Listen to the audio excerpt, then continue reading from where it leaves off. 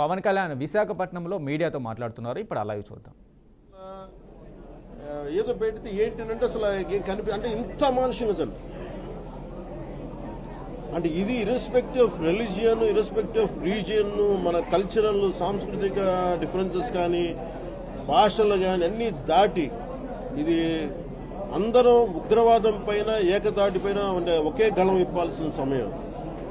ఇది మటుకు ఇది అందరం మనం బాధ్యత ఇది అందరికీ.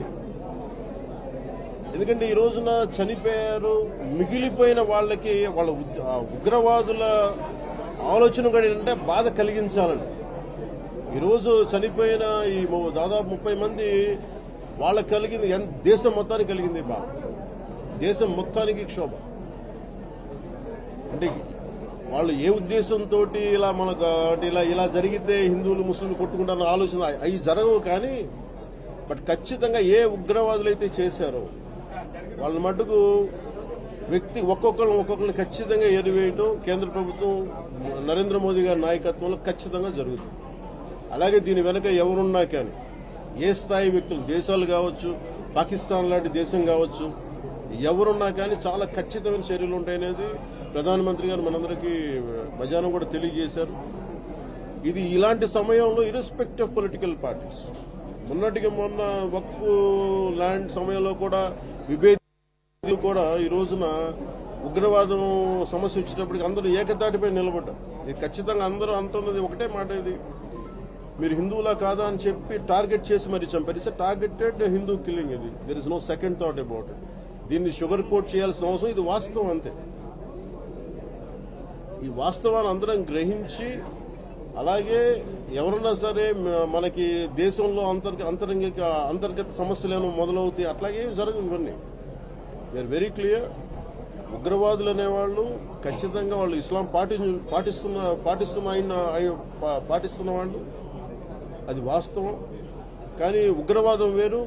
అలాగే మామూలుగా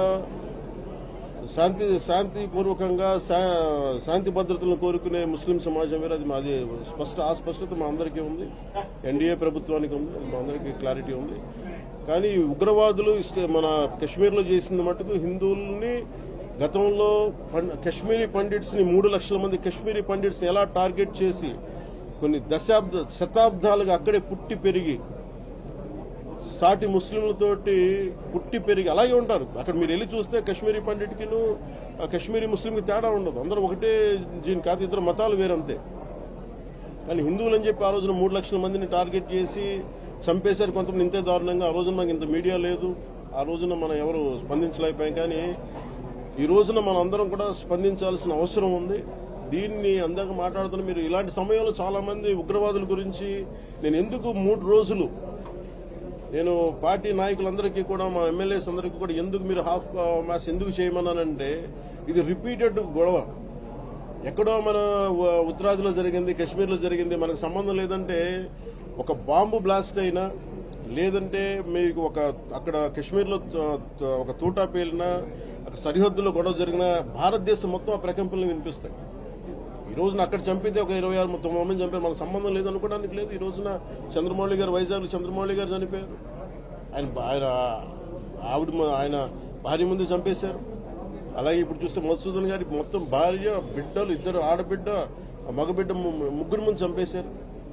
సో దీనికి అక్కడ జరిగింది, ఇక్కడ మనకు స్పందన లేదు, ఇది మనకు సంబంధం లేదు అనుకోండి. ఇది మనకు సంబంధం, దాని ఉద్దేశంతో నేను 3 రోజులు ఇది హాఫ్ మ్యాచ్ చేయమని చెప్పారు. సగం జెండాని మీరు చేసి ఇది మన సంతాపం తెలియాల్సిన అవసరం. ఆ రోజున నేను ప్రతిపాదన నేను నాయకులకు చెప్పినప్పుడు ఆ రోజున మన ఆంధ్ర రాష్ట్రంలో ఉన్నారన్న వ్యక్తులు కూడా నాకు తెలియదు. కానీ ఈరోజు ఒక్కొక్క ప్రత్యక్షంగా నేను వాళ్ళు చెప్తుంది ఏంటంటే నిజంగా కడుపు తరిగిపోయింది, చాలా చాలా బాధేస్తుంది. అందుకని ఇది అలాగే సోషల్ మీడియాలో కూడా మేడం అనిత గారికి కూడా చెప్తున్నాను మేడం, నా రిక్వెస్ట్ కూడా ఏంటంటే ఎనీ యాంటీ నేషనల్ స్థానికంగా ఉన్న సోషల్ మీడియాలో కూడా ఎవరన్నా సరే ఇష్టారాజ్యంగా మాట్లాడినా భారతదేశ సార్వభౌమత్వానికి కానీ భారతదేశ సమగ్రతకు కానీ